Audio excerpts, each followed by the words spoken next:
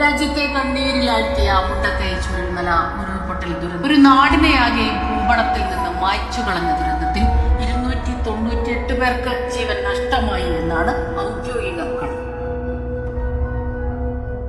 4 മണിക്കൂർ നേരം ചെളിയിൽ പുതഞ്ഞ മുഹമ്മദ് ഹാജിന് വളരെയധികം നന്ദി രേഖപ്പെടുത്തുകയാണ്. വളരെയധികം സന്തോഷമുണ്ട്. മറ്റുള്ളവർ പല രീതിക്കും സ്ഥാപനങ്ങൾ ഇറക്കി, പക്ഷെ അതൊന്നും നടന്നിട്ടില്ല. ഈ സർക്കാർ ചെയ്ത കാര്യം നടന്നിട്ടുള്ളൂ.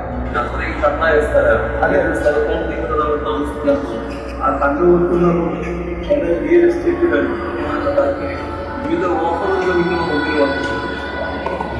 അത് നിങ്ങൾ മനസ്സിലാക്കി ഇത്രയും നല്ല സ്ഥലത്ത് വീടാണ് ഞങ്ങളിവിടെ പൂർണ്ണമായി വളരെയധികം നന്ദി. ഇത് മറ്റുള്ള ആരെങ്കിലും ആണെങ്കിൽ ഇതുപോലെ ചെയ്യില്ലായിരുന്നു. വളരെ